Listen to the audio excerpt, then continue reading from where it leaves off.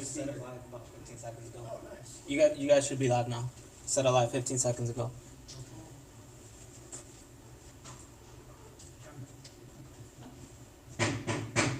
Call this meeting to order. Tuesday, April 21st, 2020, 7:02 p.m. City of Somerton Regular Council Meeting. Can we please stand for the Pledge of Allegiance? Pledge allegiance to the flag of the United States of America, and to the republic for which it stands, to the republic for which it stands, one nation, under God, indivisible, for justice.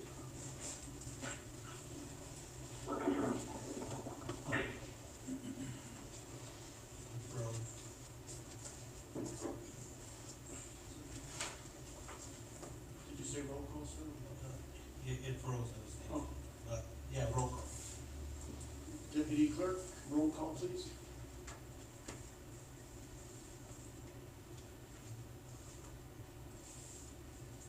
Mayor Gerardo Anaya, Present. Vice Mayor Martha Garcia, Present. Councilmember Miguel Villalpando,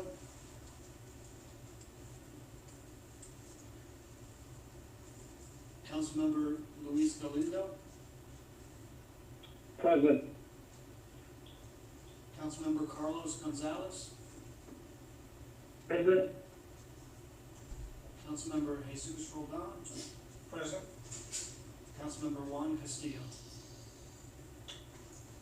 Virtually present. There you have a forum. Jesus, is the phone working? The dial, we don't have to get on, I know who's gonna call me. I set up the dial-in with my cell phone, so if anybody dials in, it'll connect to this one. That's the number that you provided on the. Yes, it's it's Jorge's conference number. Oh, that's a different number, so Okay, which number are we? it's the one you guys sent out, sorry, there. On the Zoom invite, you gave two numbers. They are 301-715-8592. There's a meeting ID and password. For those, he would be connecting via Zoom. So if he's connecting, it would be via Zoom here. That's been on. Let's see. We don't have them yet. Yeah, he just texted that he's in the call-in. Very good. I guess we're okay, Mayor, we have a forum. Let's see. I think we're okay. Yeah, call to the public. Anybody from the public wishing to address council?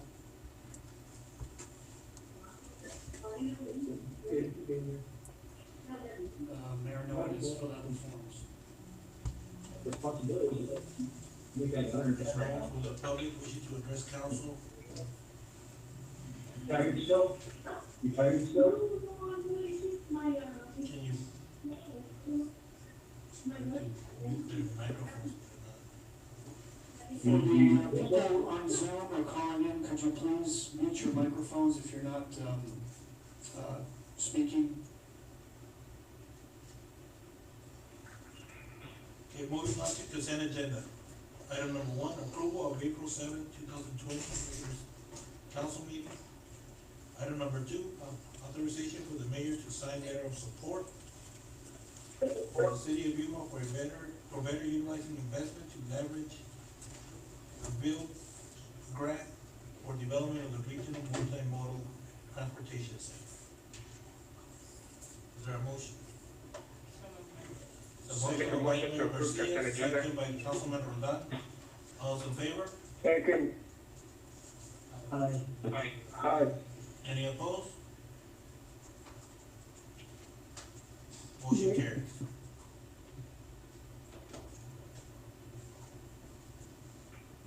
Mayor, I had a question. Okay. Go ahead. Hello, can you guys hear me? Yes. Yes. Okay, because on consent agenda, item number 2, the dollar amounts aren't adding up, and I was just going to ask a quick question whether we were going to be on the hook for anything. Because I know we're applying for over $11 million, and the city of Yuma is contributing a little bit over 3, which the total is about it's a little under $15 million, so yet the total project is 18. The short So answer. are they expecting us to? The short answer, Councilmember Villapando, is there is absolutely no financial impact to the city of Somerton. This is only a letter of support, supporting the project. The numbers used in the letter were provided to the city, but require absolutely no financial contribution from the city of Somerton. Okay, I'm okay with the motion, but just if we could just make sure that they're not expecting us for funding, because again, in the letter, it does say $18 million, but yet the total amount is 11 for the grant, and there's the other 3 and change that the city of Yuma is contributing, and that doesn't add up to 18. I will clarify that and make sure that they're well aware that there's no contribution coming from the city.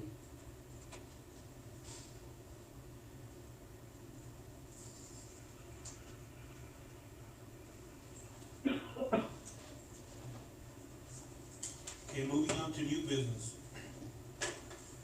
Item number 1, discussion related to city employee health insurance. And our monitors are not showing the meeting. This was, The monitors. our monitors are not showing. Yeah.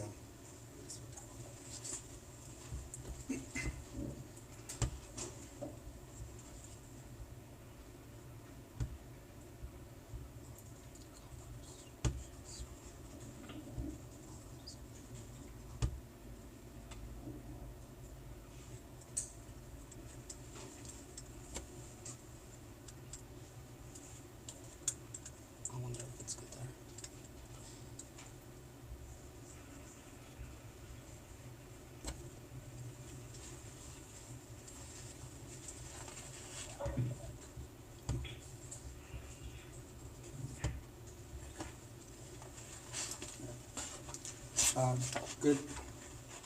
Good evening, Mayor and Vice Mayor Martha Garcia and council members. So Ms. Armando Leon, HR specialist, and I think first of all, we've had some meetings with the Health Insurance Committee and have reviewed some plans. At the moment, we're not at the point that we can make a recommendation. So at this point in time, just going to do a quick recap of some of the information that we've covered and kind of where we're at as far as our budget is concerned. Did you all see that one comparison that we submitted for the health insurance plan comparison? It was on the agenda. So that's that gives us a kind of a side-by-side comparison of where we stand in relation to Yuma County and what they offer as far as health insurance plans, City of Yuma and the City of San Luis. Did y'all have any questions on that? On the county, I'm the supervisor coaches, and I just want to verify those on the percentage. Because he said it was 60-40, and I don't see it, so just verify that indeed is. Okay, so based on these percentages were not available in the data that I had, so I calculated based on those numbers that I was able to obtain. So the percentages, if they're off, then I don't have that data. Okay, yeah, but Mr. Mayor, I'm sorry. Did you get it online? The question that you asked, it kind of broke. I couldn't make it out. What was the question? My understanding is that the county's breakdown is 60% and 40. So I just want to see if that can be verified. And then just to answer your question, Mayor, the Yuma County numbers, I got those from the survey that was provided by the Arizona League of Cities, that's the annual survey that they do. These numbers came from that survey. there could be a new information that maybe that's been updated, and this information possibly might be outdated based on when it was available. So if there's some new data, then definitely we would, I would like to see it and include it. I can, try to contact the, benefits coordinator from the county, but I don't know, she's not there. Okay. But I'll see if I can contact her tomorrow and also give you, the Yeah, that'd be information great. So you can contact her directly, Mm-hmm. that way, you get it from them and not from. Yeah, definitely. The more reliable information would be getting it directly from the providers themselves, if it's available and if they're willing to share. So lately, we've been getting more response as far as information being provided to us. So with the city of Yuma, that information is pretty recent. I did get in contact with one of their human resources personnel for the city of Yuma, and they shared with me that these current rates at the end of this fiscal year, that the new rates that they're negotiating at the moment will go up. So they're looking at higher rates than what is currently on this particular spreadsheet.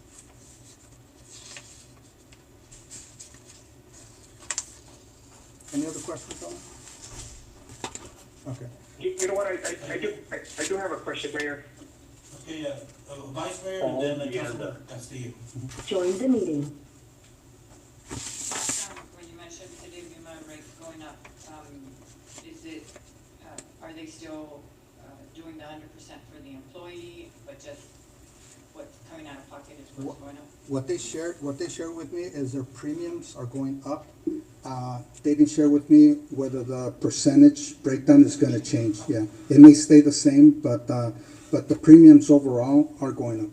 According Same insurance? with the same insurance, correct? Yeah, that's to be determined how they're gonna break it down. Yeah, it's gonna go here from about 12%. How they break it down, if it's gonna, the city gonna absorb that or the employee, that's still being determined. Okay. And I think there was a question on. Was there any questions from the? Yes, Councilman Castillo?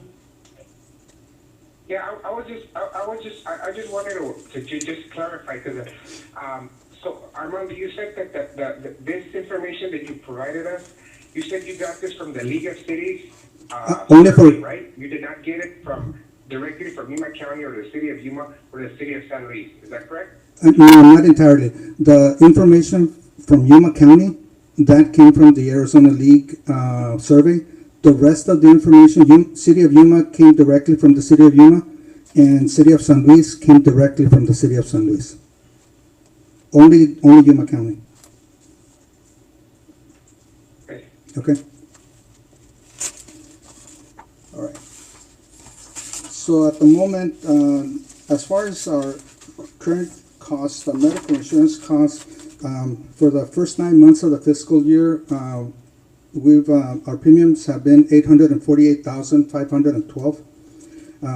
And over the next 3 months, I projected that we'll have an additional $298,467. So our projected cost for the fiscal year, the way things are right now, will be about $1.15 million. And I spoke to Serena earlier, and our budgeted amount for the health insurance cost was 1.7 million. So we're going to come in quite a bit less than what was budgeted, and so the numbers are looking better than we were last year. That's definitely. The current rates that we're looking at, we're not ready to share fully, but the Blue Cross Blue Shield self-funded plan, balanced funding plan, those rates are actually less than what we currently have. So the projected premium cost for next year should be less than what we're currently experiencing. And then we're also looking at two Mexican insurance plans. One that's combined with Summit and CR Med provided a proposal. So we've got the rates, and then we've got a plan from Transwestern that's a Mexico plan that looks pretty good as well.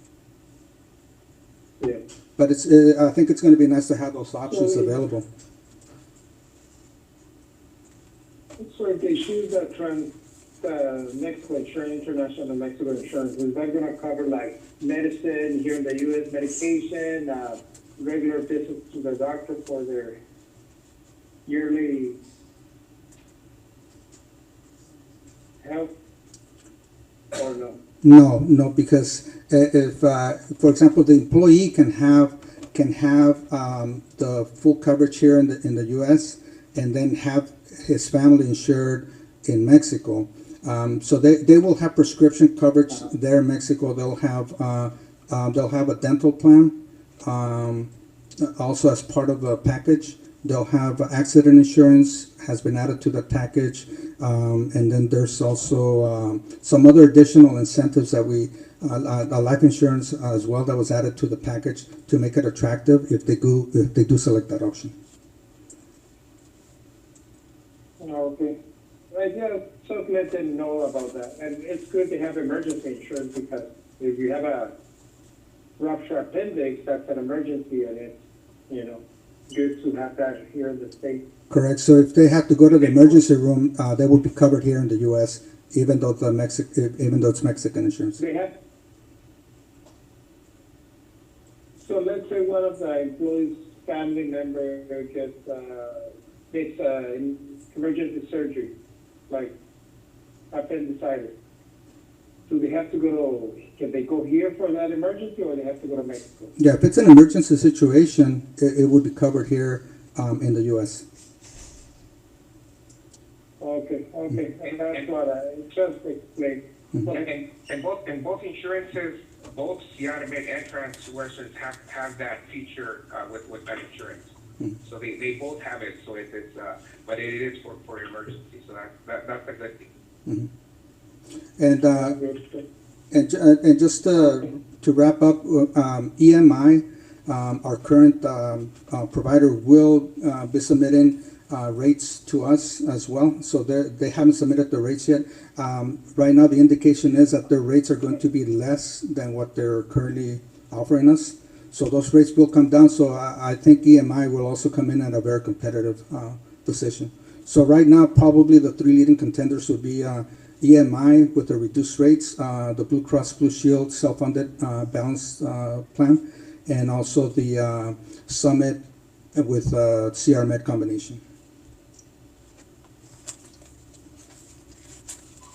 One thing I would like to see would be, options for the employee. If it's a Mexico insurance, of course, the city will pay more, but at least for the employee, we could cover all the premium. If it's family, then they do have that option. It's either going to be American or Mexican insurance, but more are to the percentages that the other agencies are covering. And of course, we'll look at how much the employee out of pocket is, but there's ways to do it. And for example, the city of Yuma, when they went into those three options, they wanted to incentivize going to the high deductible because it was a savings. And as you can see, the coverage that the city provides percentage-wise is more. Plus, they give you over the year, I think it's $1,500 is $125 a month that they put into your health savings account. Mm-hmm. So that covers for at least maybe 60% of the high deductible of the deductible. So if we can provide options and incentivize where we want as a city to go, but yeah, I think in essence what I would prefer, and of course it's up for discussion, would be that the city covers the employee, but family there's that we look into saving during with this percentage 75 and 25. Probably not. If we can have it over a year, or we can absorb it, but we at least we talked in the retreat that one of our preference was for public safety. We see that how hard it is to recruit, and we wanted that bump. So if we could play around with the numbers but give the employee options. I think also, yeah, and that's a good point. And also, another thing that will help the committee would be, for example, if we're currently running at an annual cost of about 1.15 million, what would be our target? You know, 1.1, that number, last year, how much did it increase? Well, last year we were looking at, Ignore that overall number, and we look at the percentages versus the other agencies, because we're always compared, this is part of the benefit package. Mhm. So we wanna be on par with that, but also look at the salaries, but Mhm. the number last year was bad, so, yeah, right now it's inflated, cause last year, what was it, $700,000 surprise that we got? Right. I'm ignoring that, and because the previous year, we had those claims, so I'm hoping it's under control and it's more realistic, so I'm looking more of a model to go forward instead of looking, oh, we had this in the budget, let's try to maximize that. Let's look at the model moving forward for the future, something that's sustainable and competitive with the other agencies that we're always compared. Mhm.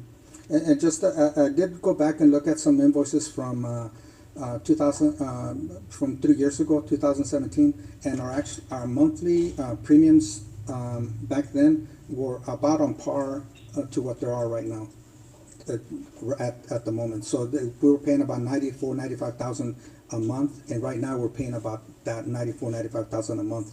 So we're now comparable to where we were about 3 years ago, as far as our monthly premium cost. Yeah, so that's what I would hope, that we, moving forward, we have a model that we're not gonna get surprised that 75-25, what we can see, except for the county numbers, which it was a reliable source, but let's verify that it was indeed 60-40, but let's try to look at those numbers when we start.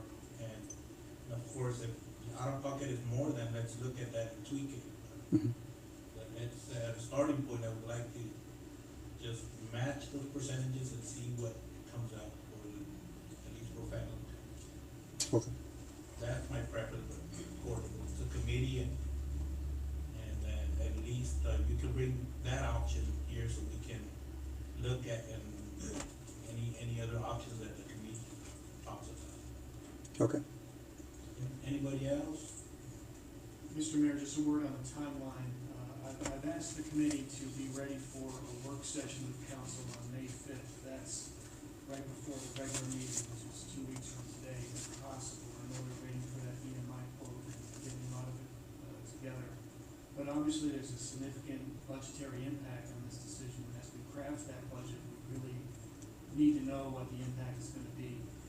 And of course, open enrollment, there's a time frame there that we need to be cognizant of and give our employees a chance to make the right decision for themselves and their families. So we need to get the foot on the gas with the committee and give the council some options to, or actually recommendations. My understanding is the council wants the committee to make recommendations as to what they see best fits the needs of our employees and their families. Recommendations and options for council to consider. And if we can get it in a timely manner instead of getting it the day before. Mhm. We can Right, do right, that.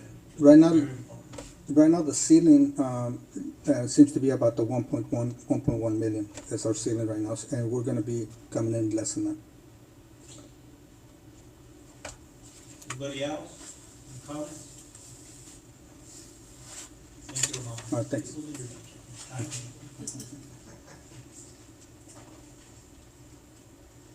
Item number 2, presentation, update on the level of service of city parks and open spaces.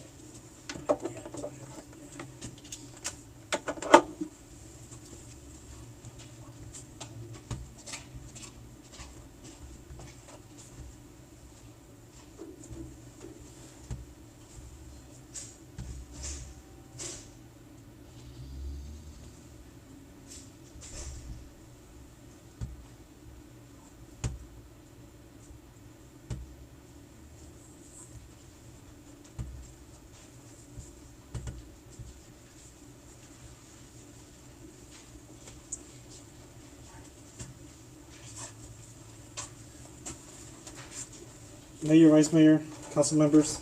This is Jerry with Focus, and Jesus and I actually worked on this. Although it's a brief presentation, it took us a while, but to put it together, based on the recommendations from our last council meeting and some of the conversations that were occurring in the city, and from the comments from the public from almost a month ago, we looked at all the needs and tried to assess what our community actually needs, and based on our FTEs, we came out with a level of service discussion session that we put together. And as you can see, the reason for the level of service, the intent of it is mainly to see where we're at with our current situation in terms of just open space and park and how it's being budgeted and staffed. That's all the intent of that one would be, including the other intent was obviously to look at the guidelines and the current and level of staffing for all future projects as well. So it's something to look at in terms of whatever the city decides to do for future projects. These are the other intent, and obviously the other intent is to look at the conditions and the level of service that we can provide, and pull that data and see where we're going to be in the next couple of years, and including future projects as well. So we came up with, let's see here. We came up with a ranking methodology on the level of service. There is basically 0 to 5, 0 being failing parks, and 5 being excellent. And some of these, I don't know if Mayor, you might actually see some of this, because some of this information is almost quite the same as what is being used for the city as well, for walkways and or roads. So some of this information is somewhat from there, but we looked at the optimum conditions of the current facilities and how we're doing as far as the recreational activities and conditions, including if they're adequate and safety conditions. So we looked at the whole area and put a level of service for our needs. Now, based on this level of service doesn't mean that we're always at a 3 or we're always at a 4 or at a 2. It all depends on a lot of things on the FTEs, budget, and how we're actually pulling people to do other activities. So this is where we extrapolate that data and figure out where we're at. So kind of what we looked at, it was kind of interesting what we're looking at as far as a scenario. It's almost like going to a restaurant, and depending on the service that you get, either if the waitress is there or hostess is there and giving you that best service, you're always going to give that excellent tip. But obviously, if the service is not there, it's poor, and you have to go to the next table, pick up your salt, or you're waiting for that cup of coffee. It's kind of the same kind of scenario that we're putting together. But some of the factors that we want to discuss, I think Jesus is going to discuss those factors as far as the FTEs, and he's also going to discuss that spreadsheet that you have. Even though it's on the presentation, I believe he sent it to you in on an email, and or you may have hard copies as well.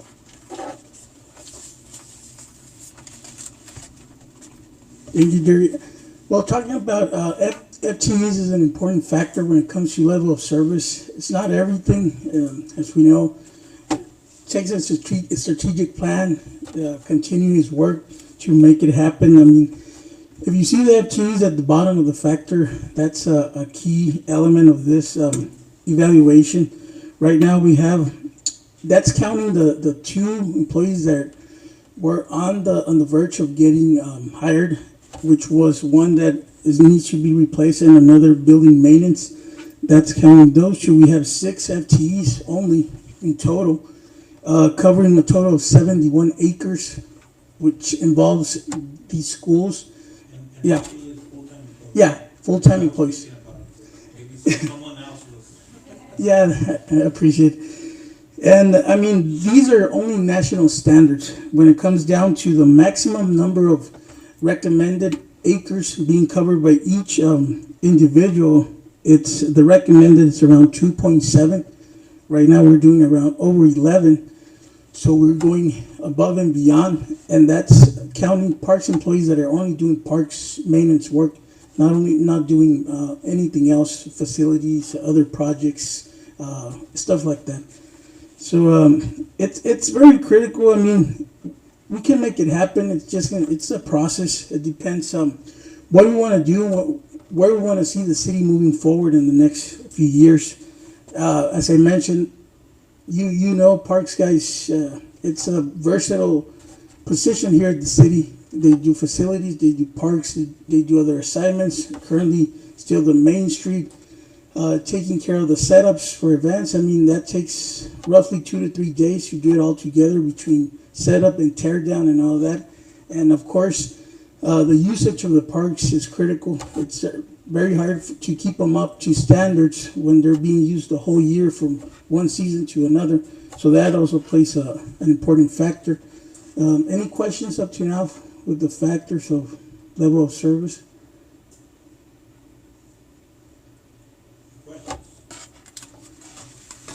You know what, I'll ask, well, I do have a question, just, I want to pick your brain, Mr. Mesa. Yeah. So just looking at that level of service methodology that, that was shared right now by Mr. Cabrera, where do you think we fall in right now at this very moment? Well, a realistic calculation, you could say, would be ranging from a 2 to a 3, depending on the season. If it's a peak season, it can be anywhere from a 2 or maybe a little bit lower. If it's in the seasons where it's not as high load-wise, it could be a 3 max. I would say, depending on this evaluation, what I've seen in the past few months. And that's open for comments. I mean, we would love to see what council thinks and maybe get the community involved. Also, next commission meeting, we plan to provide an update and have that feedback from the commission and hopefully get more input on this.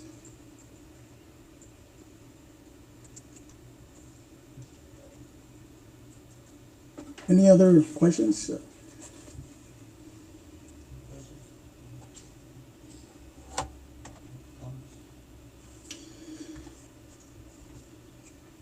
Well, moving forward with the level of service, this is a graph that we put together, and you're not going to be able to see it. That's why I handed it out and just forwarded the complete document. It's basically a spreadsheet put together to evaluate. It's a snapshot of what we do. It's not counting the schools and the other duties and the other projects and the buildings. It's basically the amenities we have outside at the parks. It's ranging from the parking lots to the baseball fields, all the different fields. The turf means basically the green areas, the grass. So I'm gonna go through it very briefly. The first column to the left, from left to right, is basically the amenities. It's the first one you can see there's the ramadas. The next one, the standards, are basically the objectives we have when we take care of that particular amenity. The routine maintenance tasks are basically operational, what we do on a daily basis or how often as possible. The quantity, it's the of course the number of amenities we have. The frequency, that's where it gets interesting. The frequency, it's not an ideal number. It's what we're able to do throughout the year. The number of times we go through to the ramadas in total and clean them out or take care of them maintenance-wise. The man hours is how much it takes per employee to do that task. And annually, for example, on ramadas, we spend around 900 hours to take care of the ramadas and maintain those are the wages that our staff normally make. And the yearly labor costs, those are the total costs for a year. And the materials, it's not an entire accountability of what we spend. It's a basic amount. Of course, when you want to see the ideal, let's say, for example, grass, it takes a certain amount of fertilizer to make it really appear green with the applicable or ideal methods or practices, of course. And we are only spending the bare minimum of supplies for the minimal upkeep because that's the budget we have available and the staffing. So that's an important factor when it comes down to the level of service. And the annual equipment, we do spend a lot of money in repairs and maintenance, taking into account that most of the equipment is older. So that's when we suffer, and also in the man hours that they have to maybe trick it up in the morning or just make it work in the morning. The storing, at times the parts are falling apart, you put it together again and then store it. So that's where it's a ballpark figure, but it's pretty precise. I don't know, any questions up to this point? Vice Mayor? Yes, Mayor, I have a question. Vice Mayor, and then, Castillo. Your spreadsheet shows Is that- playgrounds. What are you counting? I only see two. You're not counting JCC as a playground because it mentioned, at least We're the things that you're doing, removing trash cans, debris, graffiti. Is it just, you're just counting, Joe Munoz and Council Park, yes. not JCC? Not JCC. We're just counting the bigger playgrounds we have, which are basically the Council Park and Joe Munoz. Is JCC included in any of? Yeah, it's included on the ballparks, the baseball fields and all that. What's JCC? It's the Cardenal.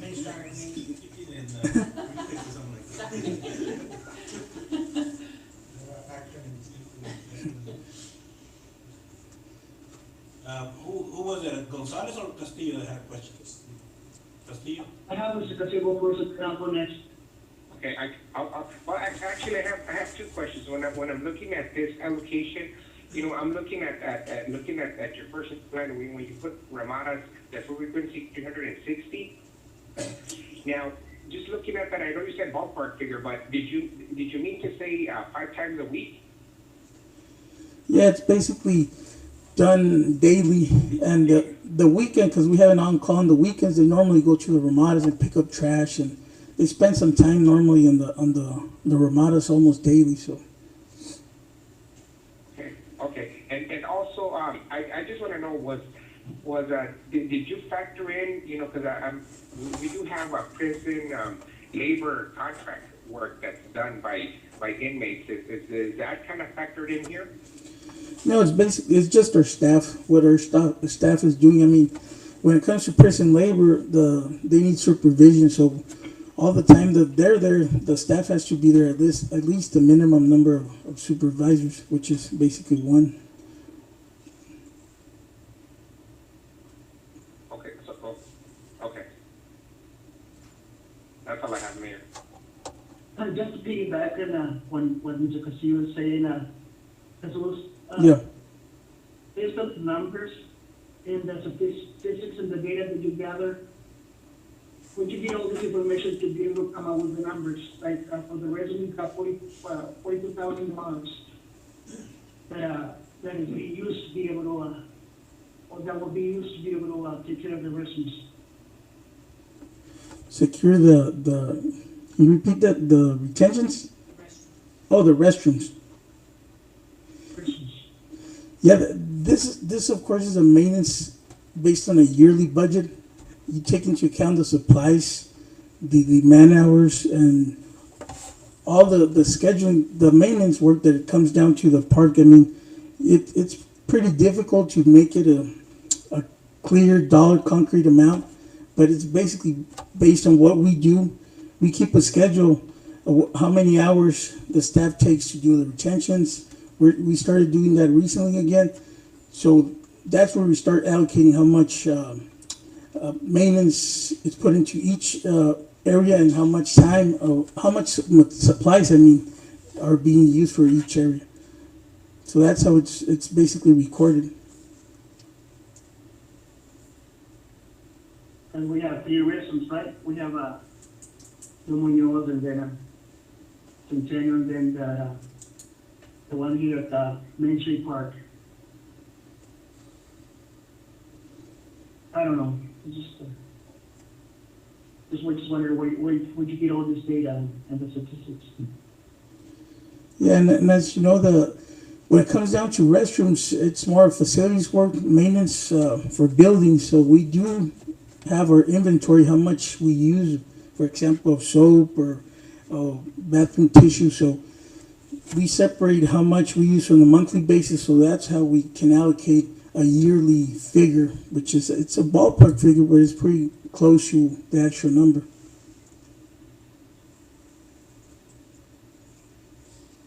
Mayor, this is, we don't have a question. Okay? Go ahead, Villapando. Okay, my question is on this frequency, as soon as you, or did you know that you put 360 units, I'm thinking they're, are they days, what you're talking about? On the very first row on the model, you put frequency 360. Are you talking about days? No, that's based on hours. To clarify, it's based on hours, total hours we're spending on that. It's not on days. But they basically go to the Ramadas almost on a daily basis. Okay, because frequency, to me, you put 9 hours, 0.5, and right before that, you put frequency 360. That means that you guys have gone out there 360 times in a year. And you guys only work 260 days if you work Monday to Friday. So I did my calculations and a little bit over $8,000 on that line item, not the 13. So I'm trying to understand where you're getting the 360 from. Because you're telling me it's quantity five times a week, and you guys do it for half an hour. And I can tell you right now, I've been here a long time, and I've never seen them do it every single day for half an hour. Yeah, You have 360 of these in other areas, which again, it goes back to we only work. If you work Monday to Friday, you guys only work 260 days. And that doesn't exclude holidays. yeah, so we might be a little bit off on those hours. We can check. We try to make it as close as possible, but we can double check that figure.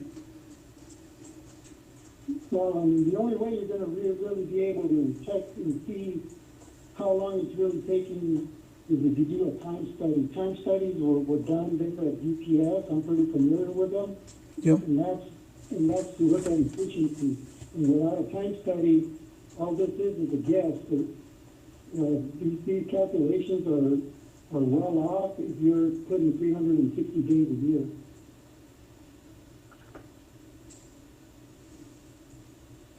Yeah, we could look into something like that and make it a more precise number. As Mr. Councilmember Villalpando mentioned, it's also a calculation, but I mean, we can try to get it as close as possible. So moving forward, I mean, it's going to be very important having all these numbers in line.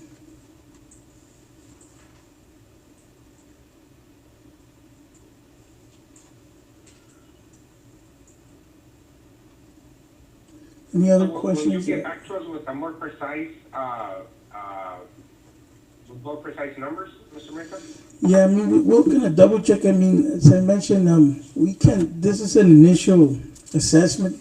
We're gonna keep digging into it and make it a little bit more precise and take into account maybe a time study like Mr. Councilmember Villalpando mentioned. But we didn't just throw out these numbers randomly.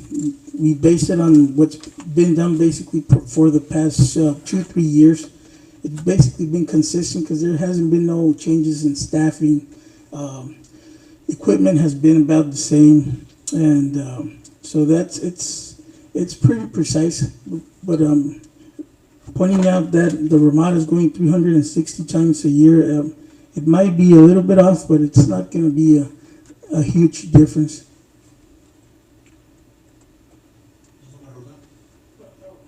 Yep. How many prison laborers do we have how many prisoners are helping right now, or throughout the year? I know you have some, right, some that come in, and then, do you know how many you get? Currently, we don't have any right now. Due to the, Yeah, due to the current situation, we're normally getting like around 7 or 8. So that's distributing mostly on the retention side, depending on the projects. But right now we don't have any. But that's an estimate of the average number of what's the employees. max you can get? I would have to double check that. I don't want to lie, but Whatever Yeah. you can ask for. you know, The reason I ask you because most of our like when we have projects, Yeah. usually they're the ones that help us before the time Yeah. to build stuff and all that. The only issue is the transportation. That's the main issue with the state prison, that they don't have enough buses. Oh, they don't So have. it is limited sometimes. So, no, Yeah. just, you know, I know, we've seen them in the parks and on the detentions and all that, so I think, when Yeah. they're here, I know sometimes they're not available because of whatever happens, but I think that's also could be taken in consideration, because you're talking about 7 or so that are Yeah. doing one project, and just, yeah, and they come in, what, 6 hours a day? come around 4 or 5 hours, max 6. But they're here very early in the morning, and they're limited on hours and all that.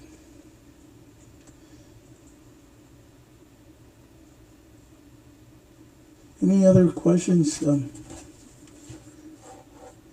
We can take further action. This, as I mentioned, this is a good initial assessment of what we're actually doing. As I mentioned, this is not counting other duties, any of the other work that Parks does, and it's not counting the ideal number of supplies that we would need. For example, fertilizer. We're not irrigating as much as we should, so the expenses are going to increase from utilities to other supplies, all the accounts. Most of the accounts for building or parks maintenance, they're around the $15,000 range, including the equipment for equipment. That's the where we're hurting a lot. So the capital outlay account is going to have to increase gradually or slightly to having the equipment that we do need to improve the level of service and the maintenance. That's also a critical factor, and that could be worked on the lease or gradually include some of that funding, so we actually in a few years have enough money to buy those bigger pieces of equipment.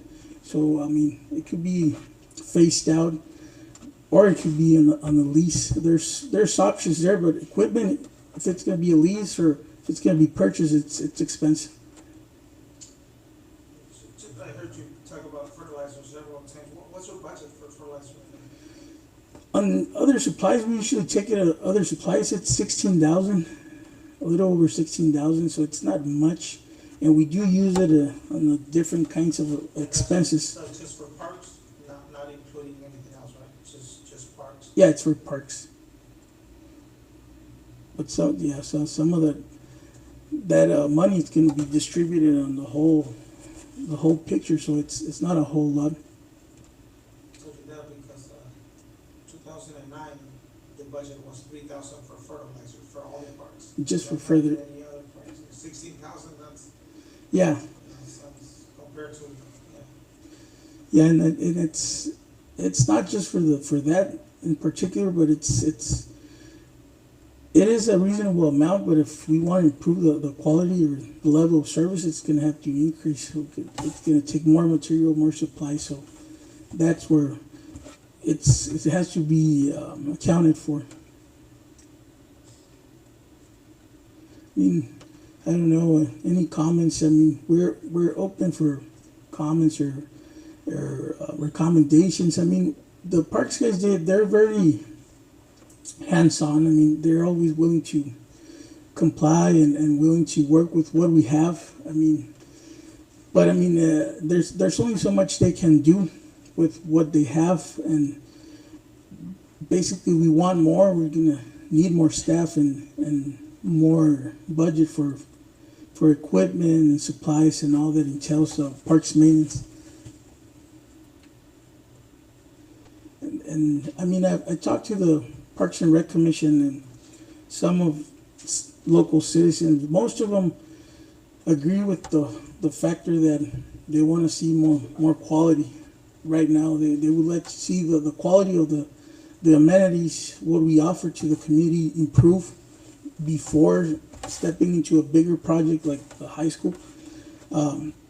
Improving what we have, for example, the basketball court, or the facilities itself, maybe repair some of the equipment at the playgrounds and do some little upgrades at the parks we have, would surely affect the impression or the perception of the public moving forward into the future. We have some ideas, and I'm going to channel them through shortly, and we can go from there.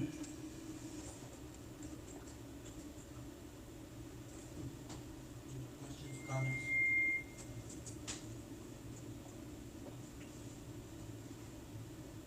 I guess what I'm hearing from council is just take a look at those frequencies. The frequency, More yeah. accuracy on this.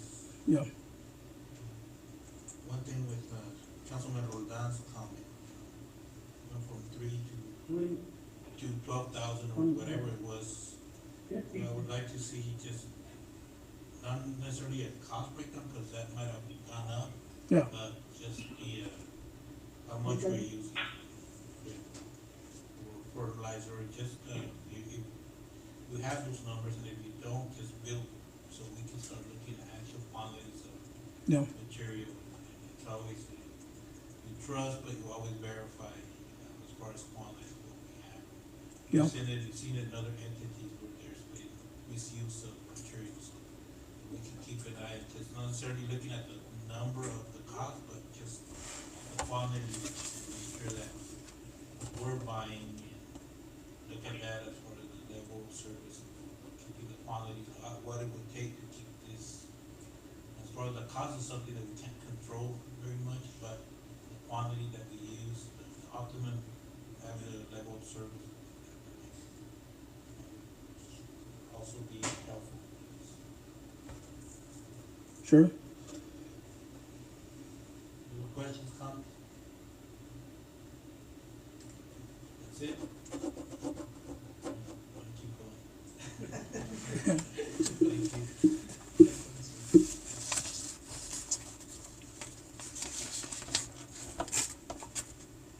Item number 3, discussion and possible action to cancel all spring 2020 recreational activities due to COVID-19 pandemic and to reimburse those who have already paid.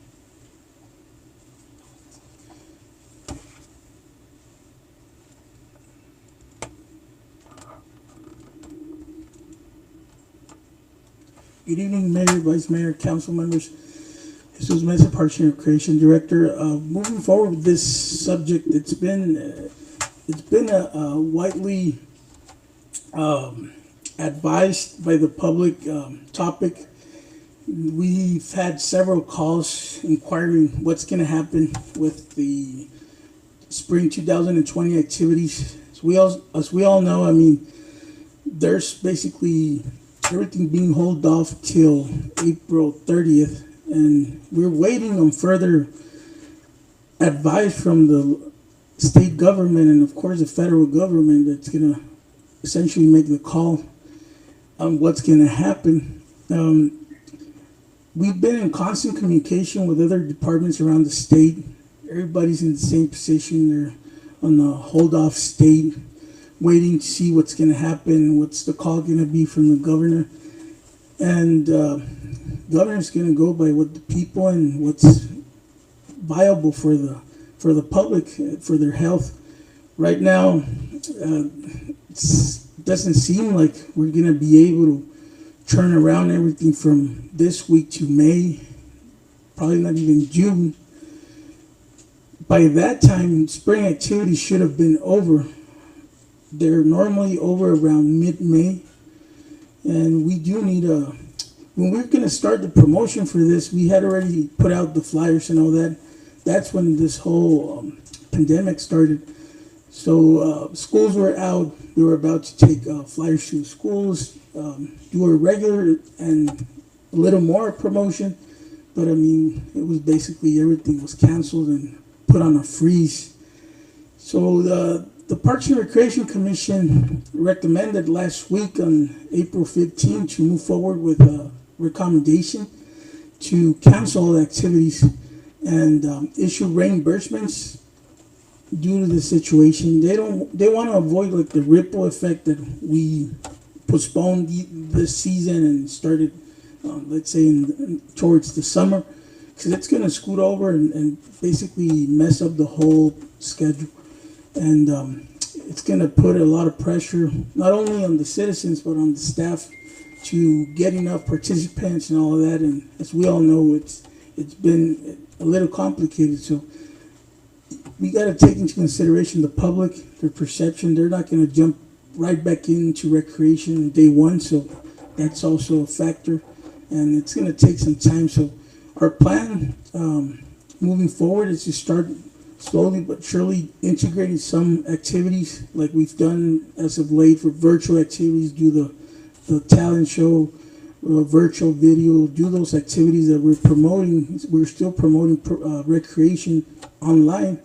And then when there's enough time, we start with some clinics and some tournaments to get the people hyped up into stepping back into recreation, which the competitive teams, for example, are going to be interested in the tournament, but it's going to bring back recreation to our amenities and get the people looking into recreation. So that's where we're at right now. Thank you, and yeah, a good job on those ladies. An idea was, it's been good to see being creative, being involved still virtually, like you said. So, is there any comments regarding the question is canceling, right? Yes, that's the recommendation, and we would like to have a response so we can provide it to the public and see what we're gonna. My question is, how is the interaction with the public going to be? The city hall is closed. Are we gonna put our employees, in danger? Do we have, ways to? Do we have a plan moving forward with masks, with gloves, with also ensuring that the public, we want to minimize the interaction inside the building, the chance of spread.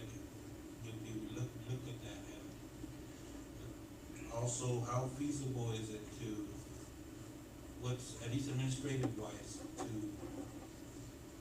have the resident either get a refund or to save it as a credit for another activity. That is it easy? How feasible is it to track that? We're checking into that feature from RecDesk. If it's possible to kind of a saving account that it holds that amount, which is already accounted for. That's going to be the situation that I'm working with finance and Serena, and we're looking into that possibility. But in terms of health and just the social distancing, that wouldn't be an issue because we would basically offer reimbursements and just mail the checks. It's going to be, yep. And for the only activity that had actually started, which was soccer, it's going to be a partial reimbursement because the uniform was already handed out and all that. So it's going to be a partial. And we're just going to deduct the exact amount and just go from there. All the others are going to be a full reimbursement. Yeah, I have a question. Yes, go ahead. Jesus, what about if some of those parents that they already paid, and if they want to, they say to you, you know what, I want to just get the money there and kind of like for the next season or for the next sport, can they do it? Instead of getting the reimbursement, can I just give it there and make sure that my name is there and with all the information that I don't want the money back. I just want to use it as the next event or soccer, or baseball, or any other sport.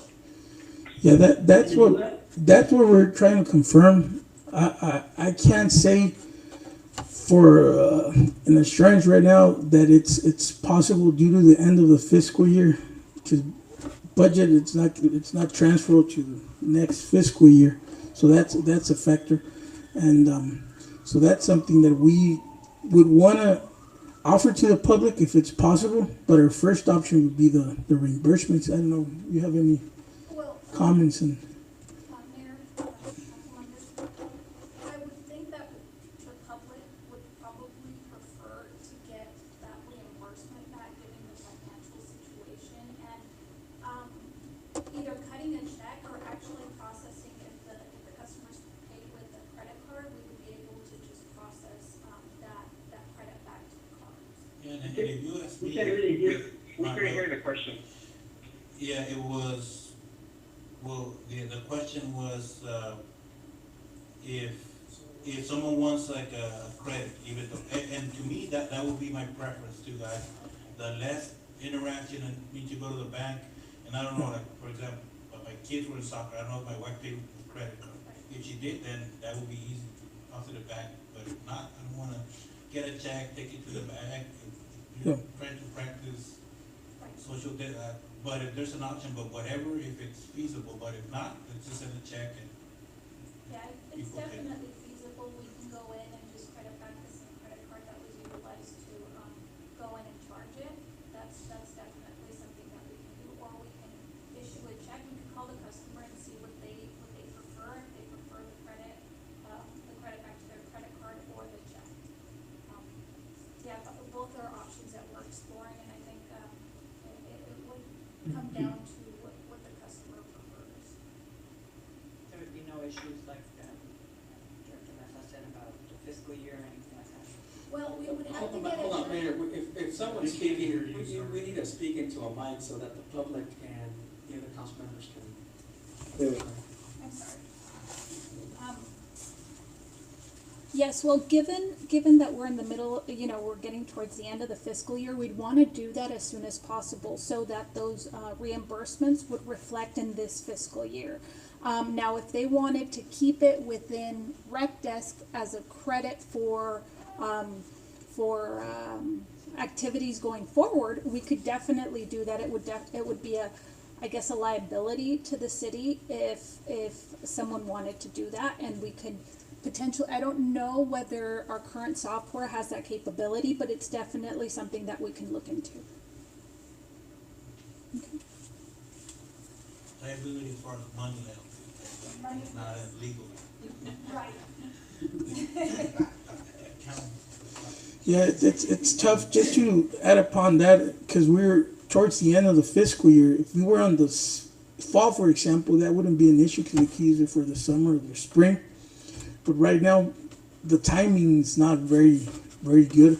But we're going to look into that option if it has a feature, because it's going to be a lot of different aspects from finance to relocate that money and make sure we're able to do that.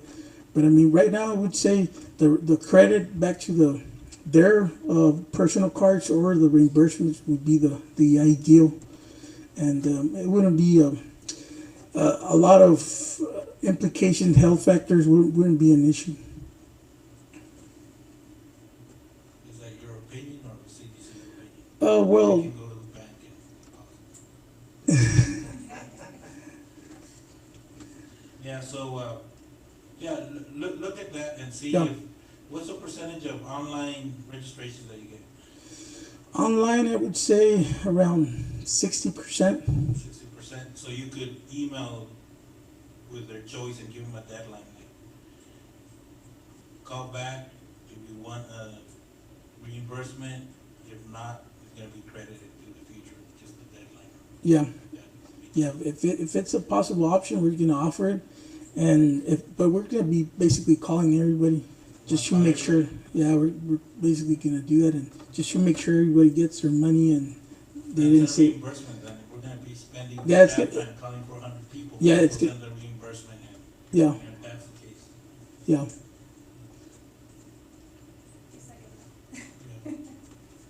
Yeah, it's going to be more convenient. That's for sure.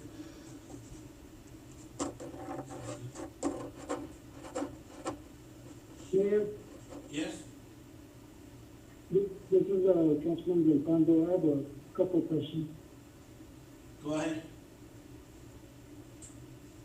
Okay, Jesus, what are you gonna do if, let's say a client doesn't feel that it's fair on his part to be charged for the uniforms due to a incomplete season?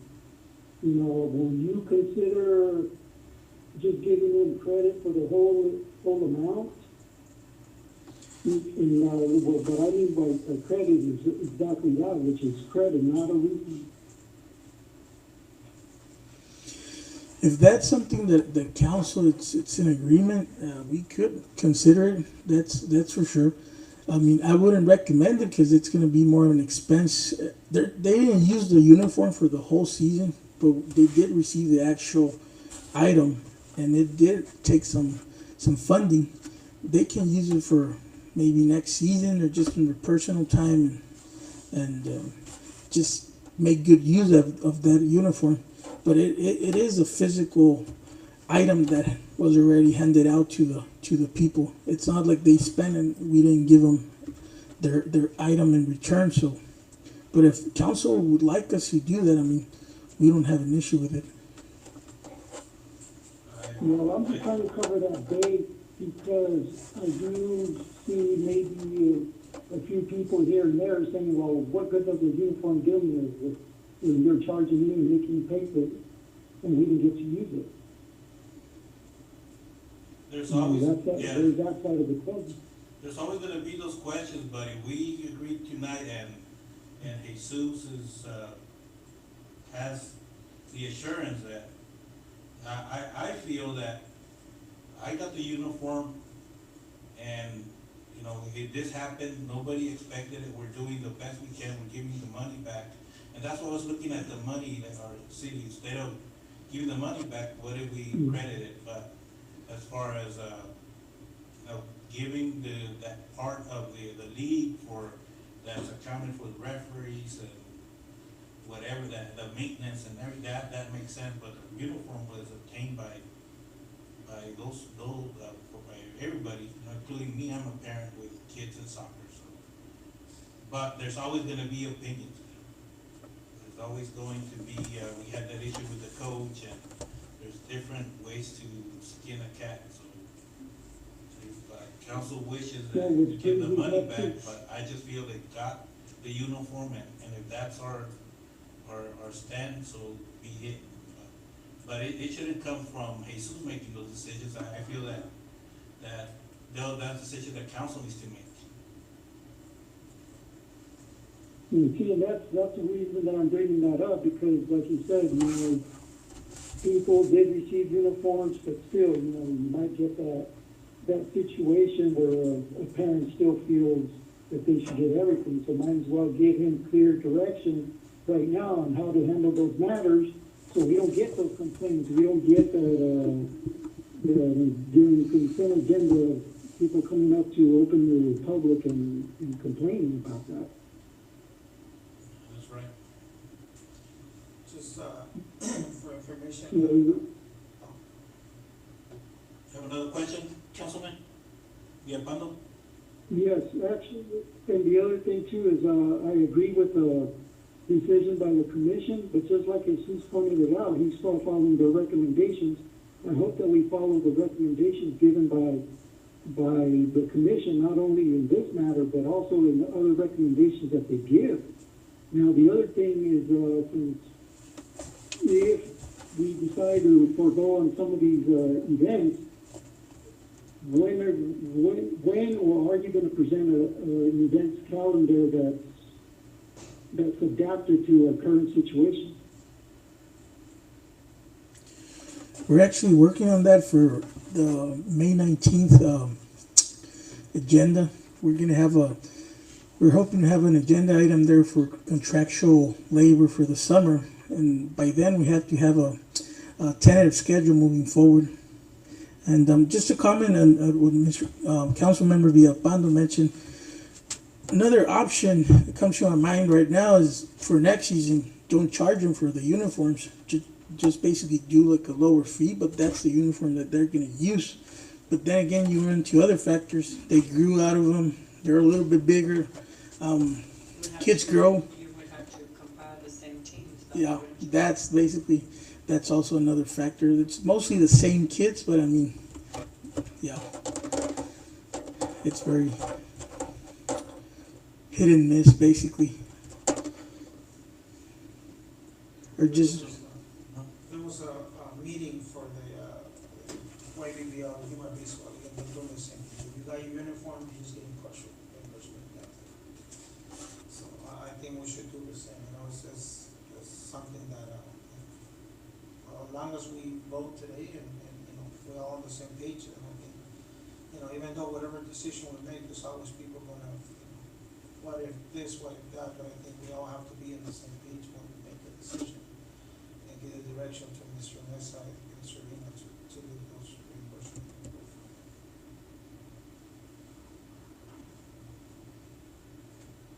I have a question. No, and I agree with Mayor Anaya about the uniforms. I think so they receive the uniforms, they pay, maybe give the money back, whatever. Not for the uniforms, I think. It's a tough situation where we now think and it was unexpected and it's something that I think some people understand what's going on and they should be okay with that. I don't think so there'll be one or two maybe complainers like always, but I think, yeah, if they are honest people, they will understand,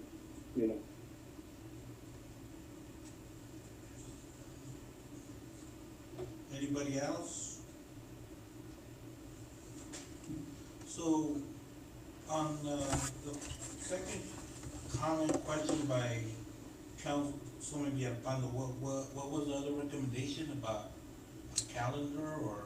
yeah, like a full calendar. So we have that agenda item that we're probably gonna have on the next meeting for May 5th, just to clarify, not the following council meeting. So we're gonna have just a tentative schedule of what we plan on doing from here on, considering the slight change. But it's basically a tentative schedule because we don't know when we're gonna be able to go back to action.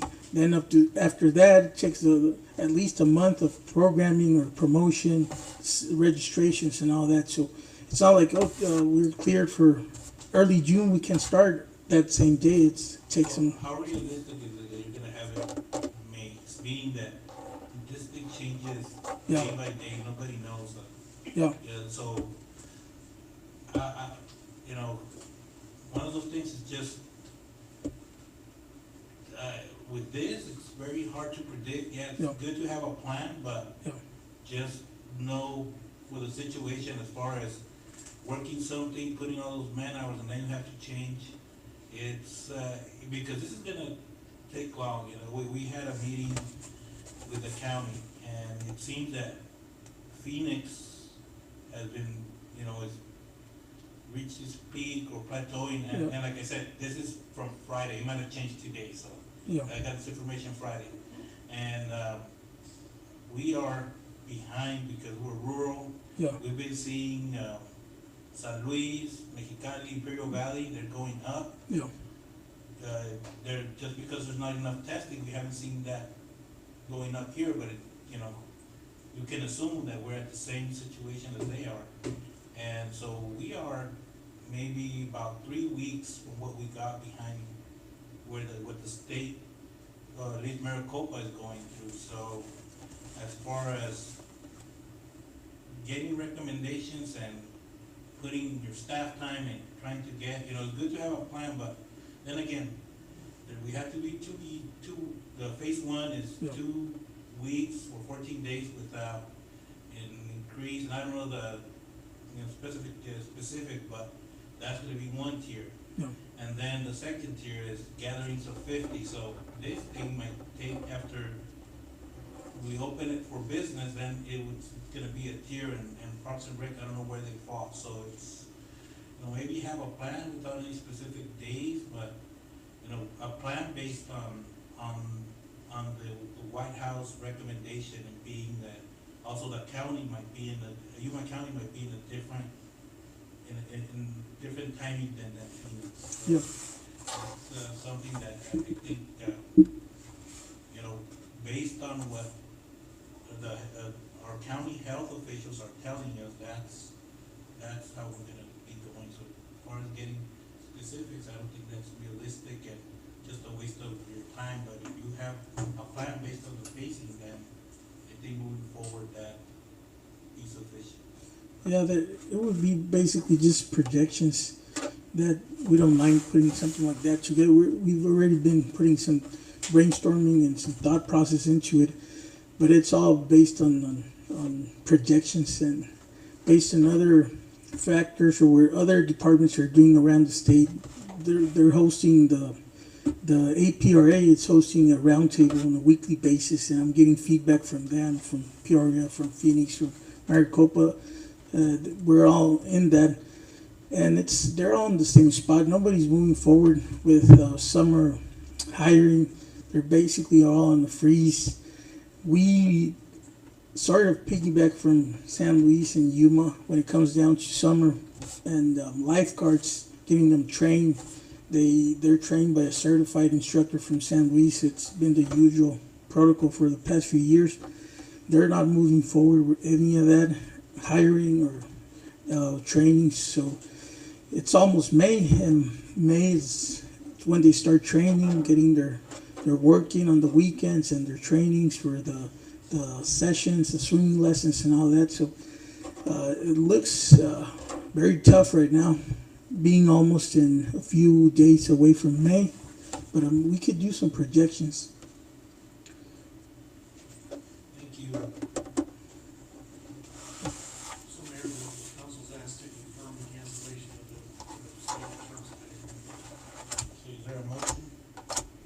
So move it. A recommendation on the uniforms? Yeah, I think the recommendation is for the reimbursement of all the people that paid in for the teams for the uniform, just to be a partial reimbursement. Okay, there's a motion by Councilman Rodan, Second. second by Councilman Gonzalez. Gonzalez.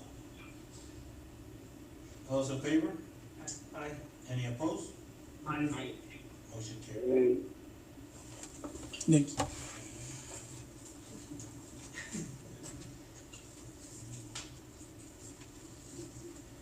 Item number 4, discussion of possible action to approve the publication of notice for 2 public hearings of the intention to adopt an alternative expenditure limitation, also known as home rule option for City of Somerton. Good evening.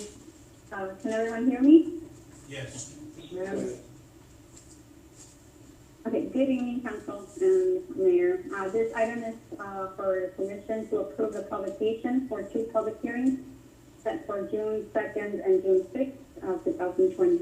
These 2 publications are to schedule an election to adopt an alternative expenditure limitation, also known as the home rule option. And this home rule option allows the community to determine what its spending limits will be at the local level rather than being post-formula by the state. Without the home rule option, the city's expenditures will be limited to the state's imposed formula, resulting in a reduction of the city's services for next fiscal year. If approved and under the home rule option, total expenditures for the city are determined at the time of budget adoption and may exceed those imposed by the state. The home rule option is in effect for 4 consecutive years once it's approved, and the city last adopted this alternative expenditure limitation in 2016. So we're asking Mayor and Council for permission for publication for these 2 public hearings. Any questions, comments?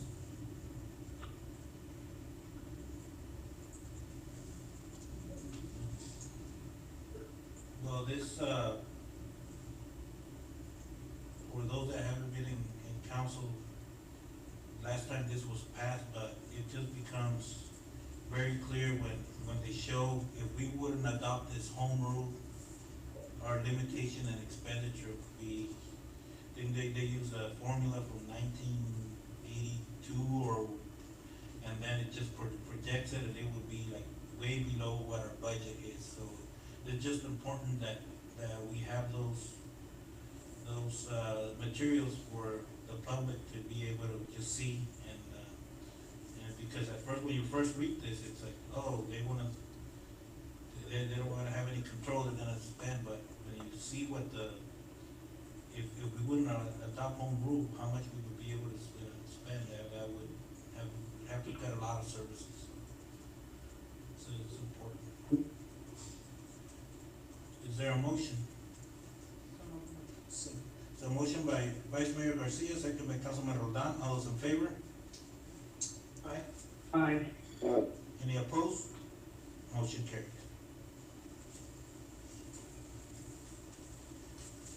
Item number 5, discussion of possible action to approve Taylor Engineering as a contractor for Avenue B and County 16 water line extension. Good evening, Mayor, Vice Mayor, and City Council. The item before you is discussion and possible action to approve Taylor Engineering as the contractor for the Avenue B and County 16 the street water line extension project. As you know, the water line is currently along County 16, just passing Avenue B. Factum LLC purchased approximately 5 acres and plans to develop a new 50,000 square feet of industrial warehouse for factor sales.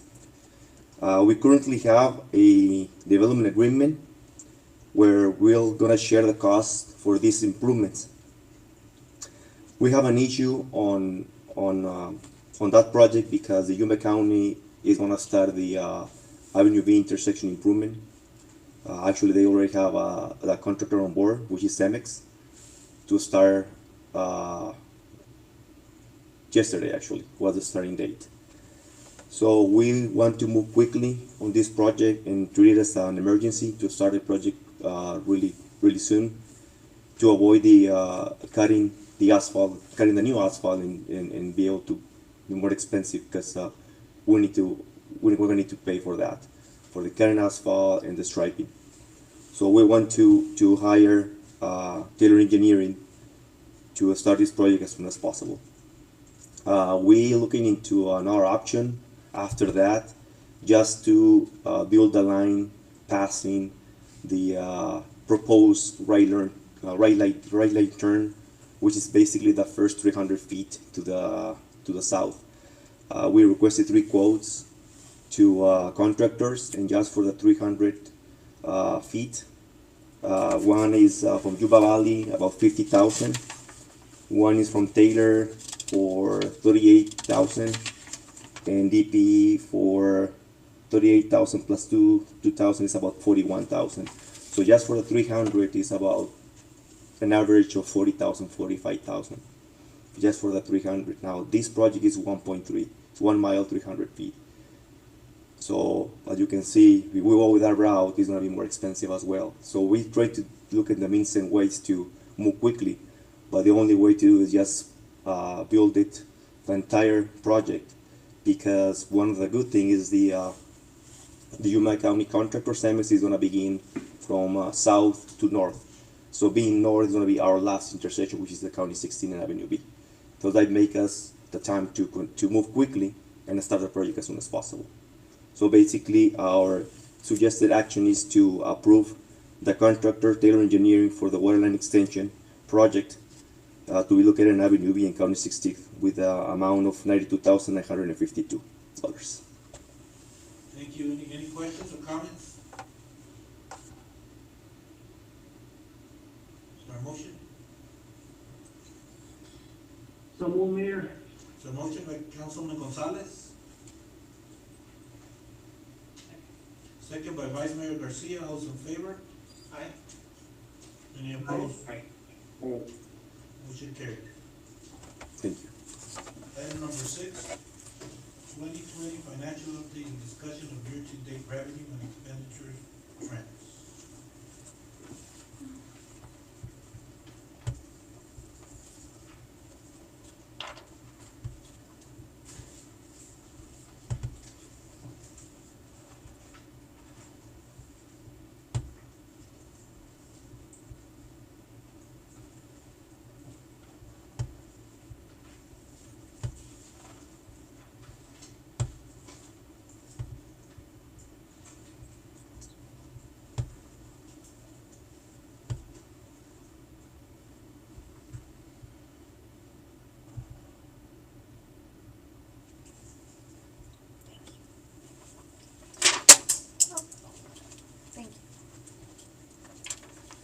Good evening, Mayor, Vice Mayor, council members. This is Irina Gallegos, Finance Director. I'm here tonight to give you a brief update on essentially the general fund, because currently I'm working on the water, wastewater, and sanitation funds. So I will have that to you probably in our next council meeting to go over those in detail. Right now, the focus is going to be general fund with just an update on the budget. We're currently meeting to go over estimates for the current year and the budget for the 2021 fiscal year.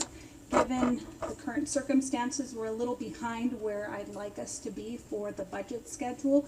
There have been a lot of unforeseen items that have occurred over the last couple weeks, and so unfortunately that has set us back. However, I hope to have a preliminary budget to you in May, so I just wanted to give you a heads up on that.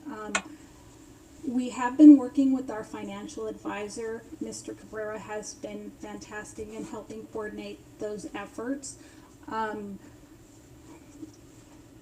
With the general fund and our enterprise funds, in the current fiscal year, we had planned to finance our renovation or revitalization of the water tanks through a loan from the general fund to the utility funds. Well, given the circumstances and the changes that have occurred, it was Wedbush's idea for us to get together with WIFA and see if we can't receive a loan for that project, because right now we want to make sure we stay liquid, because we don't know the impact that this COVID-19 situation is going to have on our sales tax revenue, on the state shared revenue. So we thought it would be a good idea to pursue that avenue. We were able to meet with them yesterday and with WIFA, and so we're going forward and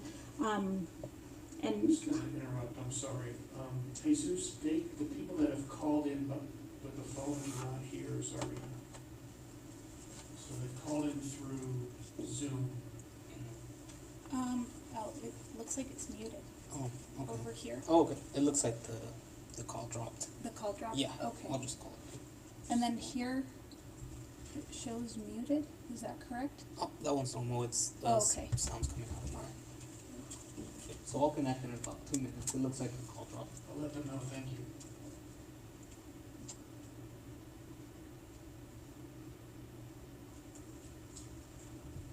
Would you like me to wait, or shall I continue? Councilman, Hondo and Andrea. Welcome to Zoom. Enter your meeting ID. Mr. Galindo also texted that you can hear.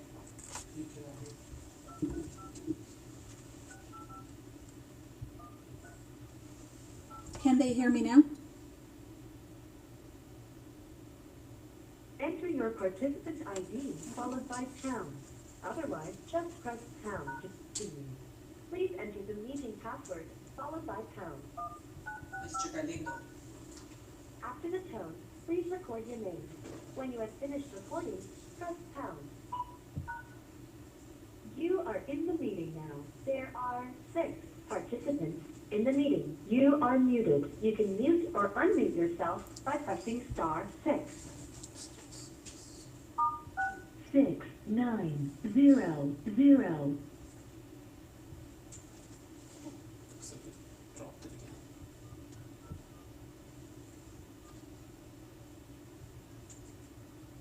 Zoom people can't hear even. Just that no.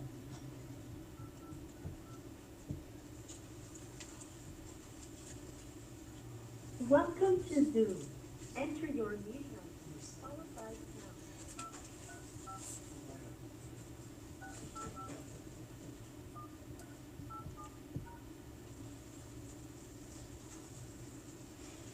Enter your participant ID followed by pound.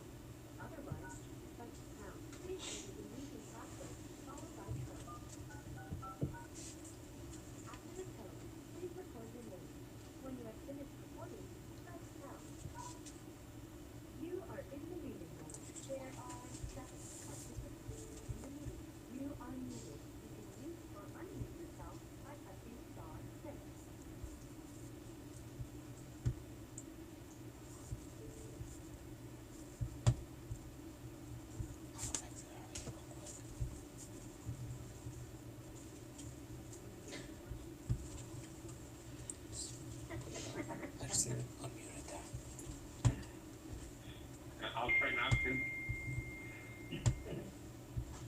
now?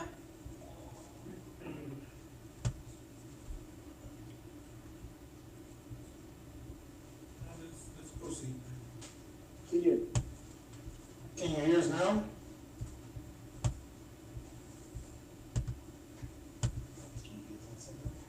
You know, we need to start doing like the retreats.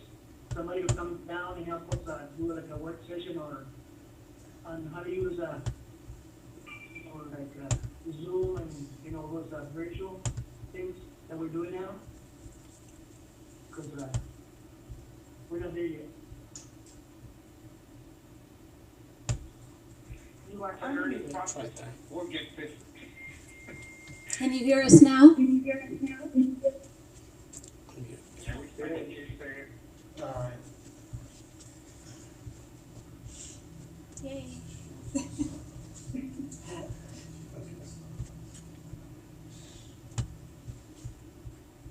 Share your screen over here.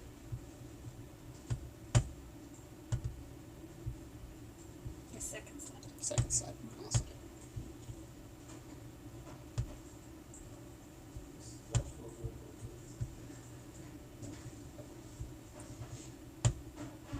Do we lose the other council members? Let's try it there. No, I believe they're on. Yes, you disconnected. Mr. Villalpando disconnected.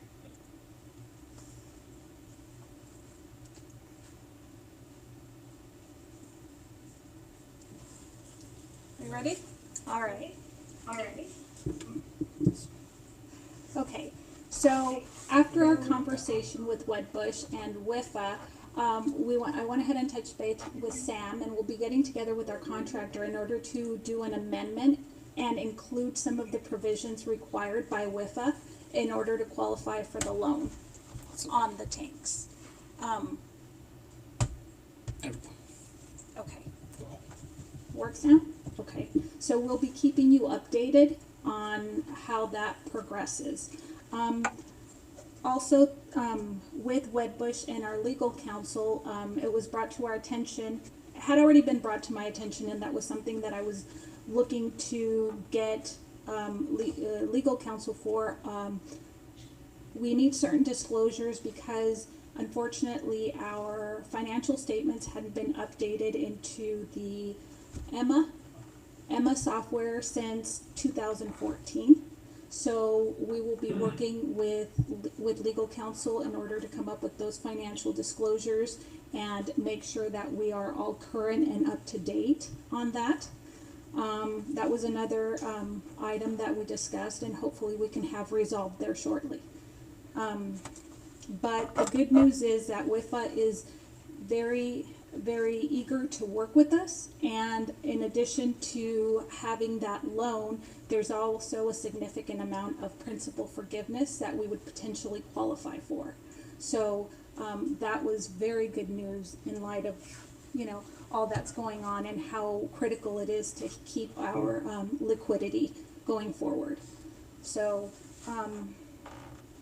yeah, that was great news this week, and hopefully we can work with the contractor to do some amendments. We also discussed projects for current year projects for next fiscal year, and some of the sewer projects that we had been struggling for, looking for funding for, with identified as potential loan candidates for the sewer, the lift station, and the force main as well. So that was fantastic, and there's a potential for principal forgiveness on that as well.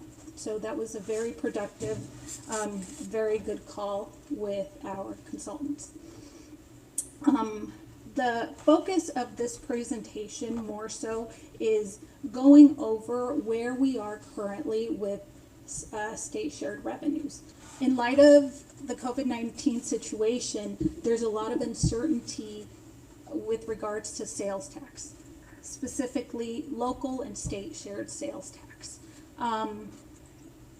In compiling some of the information for this presentation and my analysis with regards to how to properly forecast for next fiscal year, this situation kind of throws a wrench in our whole, all our expectations of what revenue we anticipate we would receive, how the economy, how we're going to fund all these different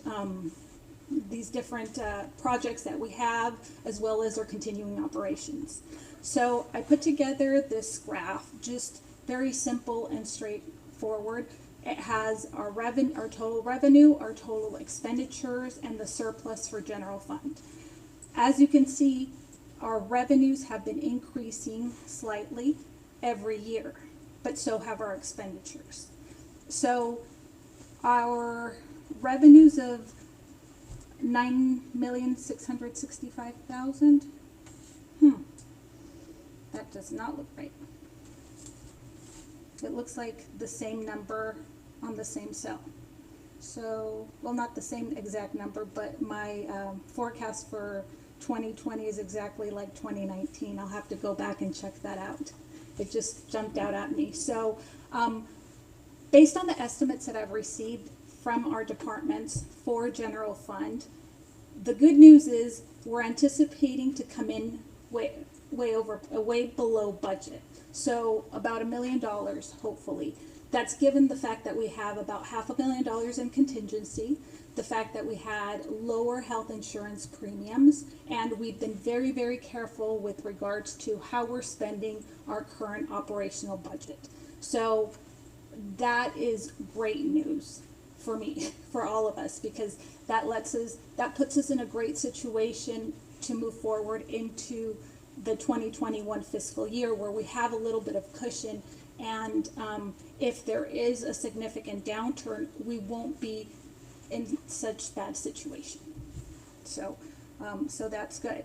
On the graph below, you'll see that our shared revenue makes up about 48% of our total revenue. So a dip in our shared revenue, our state shared sales taxes and our state shared income taxes would have a detrimental effect to the general fund. So what I did was I went back and looked at the prior recession. What effect did that recession have in our state shared revenues? I went back to 4 categories, but I only listed 3. I listed the state shared sales tax revenue, the city sales tax revenue, and the income tax revenue, state shared revenue that we receive each year. So I want to, and I can't see my legend because this is, I'm sorry, can you move that? Because I can't tell which line is which. I mean, I know which ones they are, but I want to be able to kind of guide them through. I know that the city sales tax is the green line,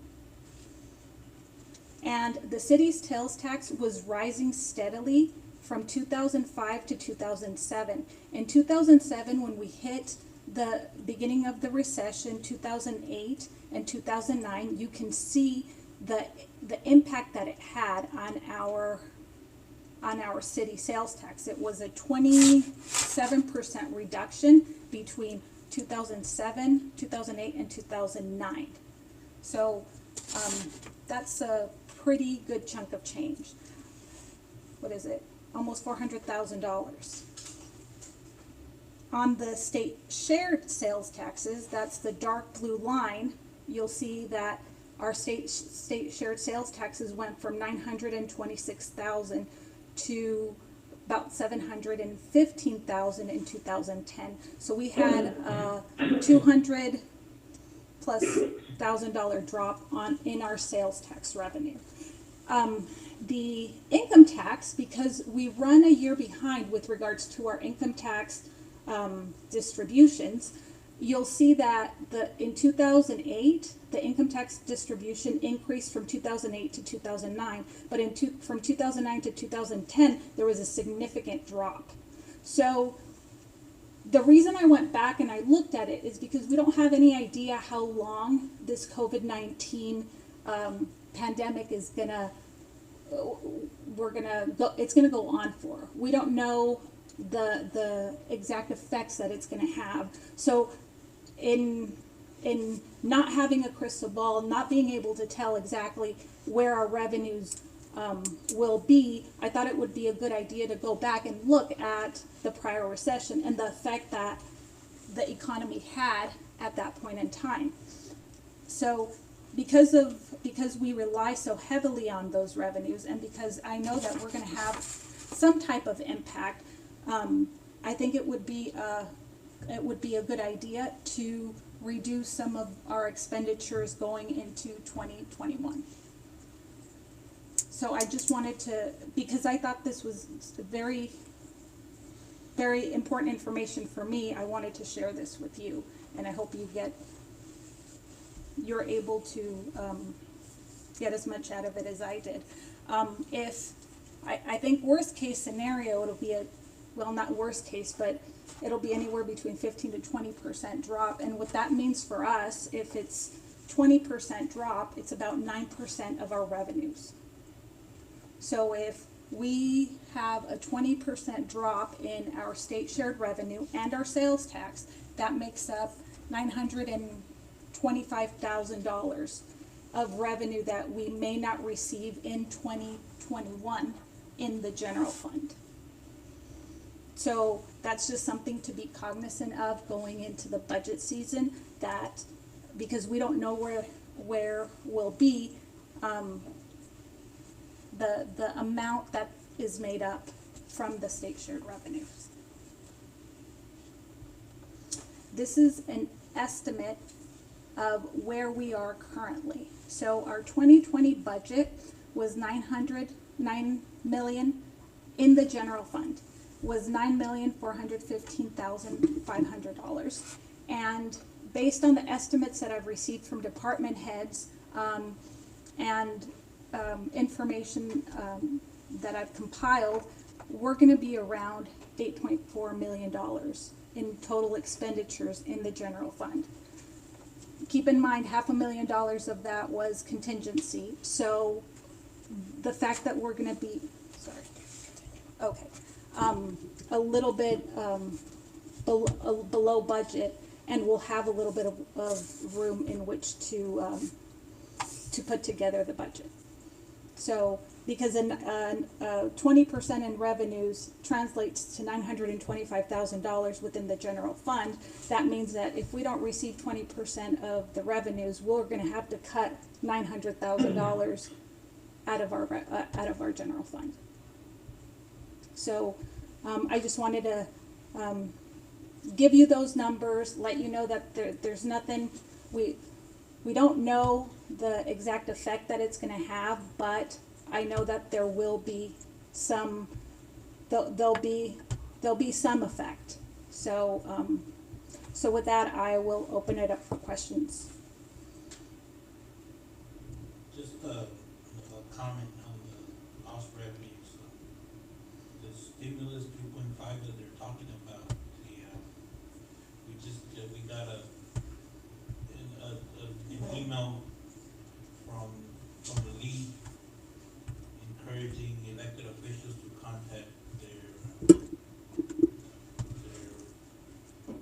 state senators and representatives, because there's negotiations for lost revenue to cities under $500,000 reimbursement, and that's important. And right now, the ones that are leading that charge are the Democratic senators, the House, and but they were encouraging all the mayors and city managers to contact the elected, and of course council members. So, and they also mentioned Congressman Calabas, just tell them thank you for supporting cities. And mostly in Arizona, the Democratic delegation is pushing for those revenue reimbursement to cities, like Sally and the other Republican congressmen are. And this is not political entity, but that's just the fact that the Democratic caucus is pushing for reimbursement to cities. And they were urging us I had read about that, and I hope that will pass, because if it does, then we'll be able to count on that income for the next fiscal year. We just want to make sure that if it doesn't, we're prepared. If it doesn't, we're ready to figure out where exactly the money is going to come from and how to go forward with those cuts. So I have also been reaching out to my counterparts in Phoenix and Mesa and Avondale, etc., and they're pretty much in the same situation that we are. We don't know much. We don't know whether that's going to go through, and so all we can do now is wait and prepare. We have been talking to other department heads, making sure that any expenditures that are going out right now are essential. Obviously the travel, the not being able to travel will save us quite a bit. So hopefully that'll have a good effect in the budget, and the health insurance premiums going even further down. So those are all good things going into this 2021 fiscal year. Thank you. Any other? I have a question, Serena. Mayor, I'm sorry, because Gonzalez, I have a question for Serena. Serena, on the difference in the budget between 2019 and 2020, on the core, the fire, parks and rec, community development, and animal control, why only on those departments? Well, I'm sure there were different projects, different expenditures that were required in 2018, 2019, and 2020.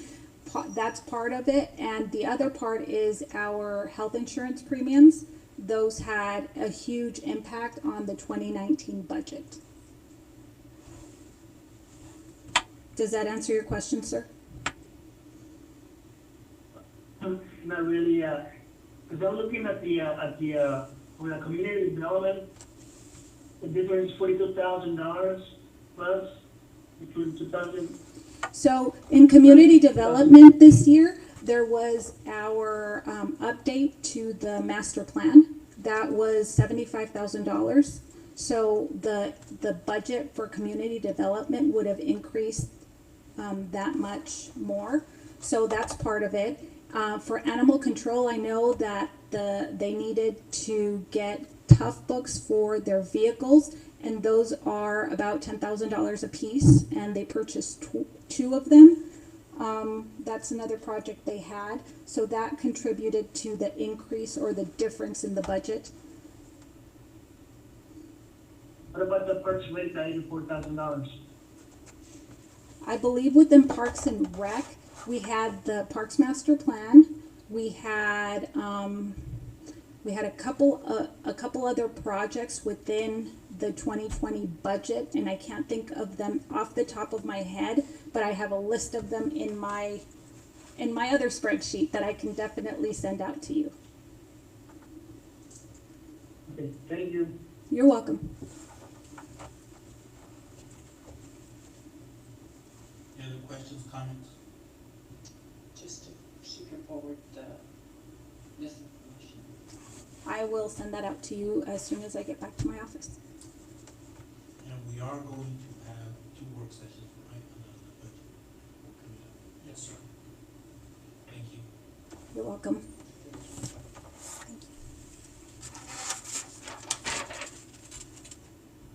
Summary of current events. Well, since I'm up here, can I start? Oh, sorry. Sorry. Okay. Well, I have been working with our express bill pay because we've had some serious issues making with people making payment because of the sheer volume of people who are logging on and trying to pay their bills online. They've experienced a tremendous decrease in the level of service. They just can't keep up with the demand of, and they can't add more servers because the servers are usually in China and they take a long time to get from there to here. So they're having trouble with their supply chain. And in trying to figure out what I could do, I reached out to the city of Yuma to see what they were doing, if they were experiencing those same issues, and they were able to get me a contact to who they do their billing services. And I've emailed them, and hopefully I can get some information with regards to how quickly, if we were to transition, how quickly that would happen, if their pricing, etc. So I'm working on it right now. There's really not much we can do simply because of the sheer volume that we're experiencing. We have been able to answer most of our customers' questions and help them. We haven't received a lot of complaints with regards to the way that we are taking payments. The Dropbox is checked every 2 to 3 hours to make sure that if there's any cash out there, we're bringing it in, and it's done in a designated clean area. We clean it, we use gloves to go open. We have it in that clean area, clean that area up, and we're just taking all the precautions necessary in order to make sure we keep our employees safe, and when they're handling all the cash, the money orders, the checks, etc. So we're okay with that. It hasn't been, like I said, a big issue. I'm doing the review of the receivables for utilities tomorrow to see how those payments are coming in, and hopefully I can have something out to you by this in my weekly update with regards to how our utility payments are coming in. The Express Bill Pay has been able to get the cancellation form on their website, so now residents don't have to print out the cancellation form, fill it out, scan it back, and send it or email it to us or bring it and drop it off. So now they can do it digitally. We're working on the application as well so that they can do it digitally. We hope to have that uploaded and ready to go by this Friday. So I think that's all I have for right now. Thank you.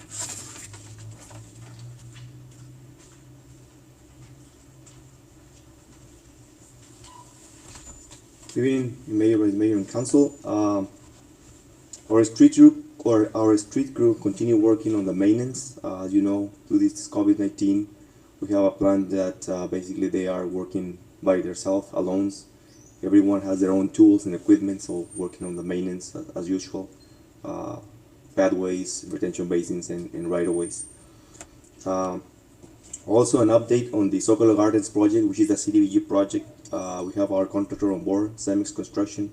They started last week with the asphalt demolition by millings, and then we're gonna move forward with the water main and services installation for that project. So this project is moving forward finally since last week. On the last item, for the water tank, we have scheduled a pre-construction meeting for this week. So we're going to have the contractor on board to discuss the project, and hopefully we can come up with a date. We're going to issue the notice to proceed, hopefully by Friday, to have the date, maybe by next week or the other week to start on that project as well. We're going to have to hire an inspector for our part, because we need to do some welding inspections and coating and painting inspections. And this is going to be not part of the project, not part of the contract with our engineer and with the contractor. It's going to be we're going to go directly with those inspectors, which most likely those are out of town. No one is certifying this in the Yuma. So that's all that I have. Thank you.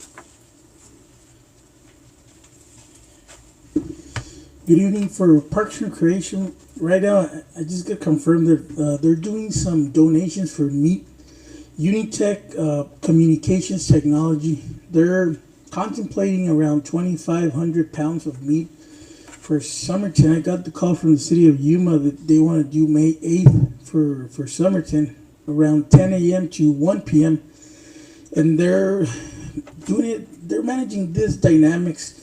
They're gonna do it by car on Friday in San Luis, and it's 1 box per family. The company's gonna come itself and sort of hand out the boxes. They want to confirm that each family gets their box and they're not going to resell it, that it goes to the wrong hands kind of thing. So that's something that they want to do May 8th from 10 a.m. to 1 p.m. at the community center. We're thinking about the community center. We're going to need some help for the traffic control. So of course, right now it's a tough situation, so there's going to be a large crowd in each city. They already did Welton, and they're doing San Luis on Friday, and they want to do here on the 8th. That's one important update. Another similar scenario is an activity that a coalition from San Luis wants to do. They're handing out masks around the whole county. They would like to do Somerton next week, if possible, sometime next week around noon, and just give out 500 to 600, they just told me, of masks. They're doing the quality control right now. They're working on that day in and night out. And Maria Robles was the person that contacted me, and of course I mentioned that we run it through council because they want to use either Sanguinetti Park or some other site, whatever's recommended, but by admin and council. And they have a protocol in line where they use a dynamic to ensure social distancing is in place, and of course they would like to see the mayor, representation of council there. Just encourage the people to stay healthy and use those healthy tips, and they would like to have a member of one of the clinics here also just kind of encourage the public. On the parks maintenance side, we're doing some maintenance work at the fields, leveling the fields, do the farmers helping us out. We're going to basically turn the dirt inside out, level it, make sure it's ready to go for the season. It's ready, the action's ready to be taken, and taking care of the lighting right now. See, we have some bulbs that are down, try to change them up and replace them as soon as possible. Have an important one also. We're looking to rekeying. We're going to get some quotes on rekeying the buildings right now to give time, and also getting more quotes for Joe Munoz, the basketball court. Further quotes, we can get some estimates for all the other parameters of that project, which is the fencing. Just get some quotes for lighting and just get a full grasp of what it can be, what it's going to entail, and go from there what we can do, and try to do a nice project that the community is going to surely appreciate and be able to use as soon as possible. That's what we have. Thanks. Mr. Mayor, members of the council, just a couple updates from myself, and then I have a couple other departments, just some bullet points. The city is looking at partnering with area businesses to spray portions of the city with disinfectant to help eliminate the presence of COVID-19 virus in the city. Southwest Sanitation, Sun City Pest Control, and Real Purified Water are working with the city to target sections of Main Street, the city's pathways, and the park areas for disinfection. I expect to have more information tomorrow morning. I've got a press release drafted on standby to help get the word out about this positive, proactive step to increase and ensure the safety of our community. City staff has been tracking the congressional actions to potentially provide aid to local governments with populations fewer than 500,000 people. The hope is that the federal government will make cities like Somerton eligible to receive the direct grants for emergency COVID-19 expenditures, as well as the mayor said, to replace revenues lost to the pandemic. In the meantime, we're tracking all COVID-19 related expenses as well as revenue reductions so that we'll be ready if and when funds do become available. And as the mayor mentioned, we'll be looking at having 2 budget work sessions.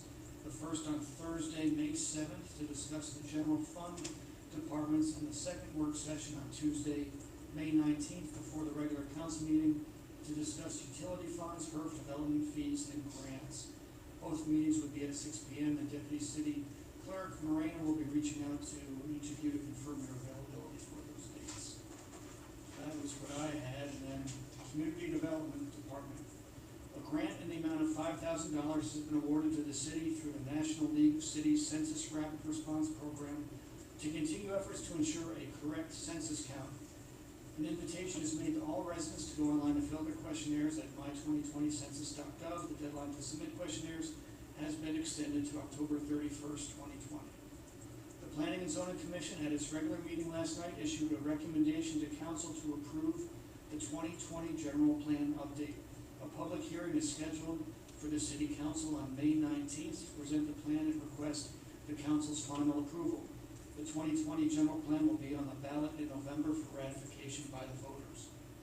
Once the 2020 general plan is approved, staff may initiate a process to review the zoning and subdivision ordinance to ensure compliance with the new plan and its goals. Economic development. Regarding the Del Sol Market Warehouse, the approval of the waterline extension tonight allows for the 50,000 square foot warehouse building to move forward soon.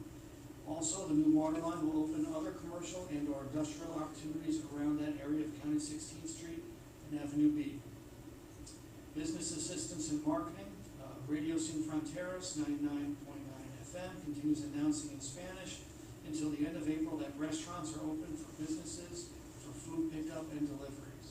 Also, marketing specialist Vanessa Vitride and special events coordinator Brisa Garcia have been doing a great job working on audio and videos, promoting local businesses and social media runs. The videos completed so far include 85350 Sports Bar, Cielito Lindo Burrito, Cake Shop LD, Dragon de Oro, Antojitos Mexicanos, Sushi House, Panderia La Mexicana, El Topo Loco, and the video for La Cocina is done and will be up later this week. Can you repeat that? No. Stop. And two more. Fire department. In conjunction with Cocopah Tribe Public Affairs Officer, Somerton PD, and the Somerton Cocopah Fire Department, A-Shift personnel put together a public awareness and educational video encouraging people to stay at home. It has been extremely well received, viewed, and shared by hundreds. Battalion Chief Louis Carlos has continued to instruct our personnel on how to recycle and disinfect their PPE in accordance with CDC and OSHA recommendations. As a result, our department has not been hurting for PPE, as has been the case with surrounding departments. Chief Carlos has ordered a hydrostatic sprayer which creates static electricity, causing the disinfectant used to adhere to any surface. We should be receiving it in 2 to 3 weeks. Once we are done spraying our public safety facility and apparatus, we will be assigning our personnel to spray down all the city buildings. And finally, police. The public has been very good. We have received PPE donations from Southwest Sanitation, Amanda Aguirre, and Jennifer Blackwell from Z93. We have had minimal issues with at least 2 businesses having to be reminded of the governor's order to remain closed. We have assisted our schools in parades and happy birthday wishes to children. We continue to remind the public by different sources to stay at home, working with the Cocopah Emergency Management through social media. And that's the staff report. Councilman Castillo. Yes, there's. Yeah, you know what, Mayor? I just wanted to let council know that last week I did record a message with the radio station in Fronteras, to persuade our community members to take that census. So aside from that, Carmen set that up for me. So it went well. They did. I believe it should be airing, sometime this upcoming week. And that's all I have, Mayor. Thank you. Is Galindo still available? Yes, no, nothing there. Yes, nothing, just stay home, stay safe, and enjoy this time. Councilman Gonzalez? I don't have anything here. Yeah, Pando's no longer at the call, that's correct. Councilman Ruda? Yes. Vice Mayor? I just have a question for Mr. Mesa. You mentioned the meat donation. Yeah. There's there's a flyer at the senior center, I think that's May 6th. Well, Lucy Valencia from the city of Yuma, she did call me. That might have been updated. She mentioned that they would like to do it here May 8th from 10 a.m. to 1 p.m. They're just trying to coordinate right now. They're finalizing the details for the logistics basically as they go. And they gave me a call today around 4. So that's the latest. First come, first serve. Yeah, it's basically first come, first serve. A box for each family, and probably like a drive-through kind of thing. We could do it on through the main street and use the community center and go back. And so it's Are we gonna take into consideration our seniors? the company Unitech would like to do it as like first come, first serve kind of thing. So it's one box basically per family, but we're gonna advise all the seniors and try to do something with our clients so they're able to get their box too. Yeah.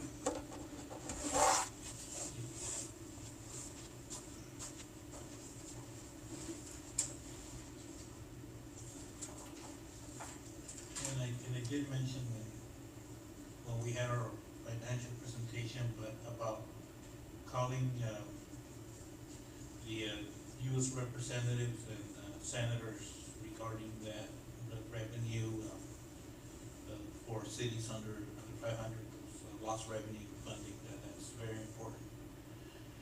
And just one thing we've been seeing, a lot of pressure from a certain sector of the political spectrum on opening, and I just want to say that everybody wants to open. We all want to open, but we've been working together with the governor, and regardless of political parties, I feel that at least within the state we've been working together and actually listening to our healthcare officials, and that pressure, it's going to keep growing. They're like always, but I think my stance will be, anything's going to happen, but it's going to be based on, coordination with our public safety here, both chiefs, the recommendation, and also the following the recommendations from the CDC. And regardless of political pressure, I'm not going to lift the emergency proclamation. To me, it's more important the health and safety of my community than any political pressure. That's it. And it's 9:16, meeting's adjourned.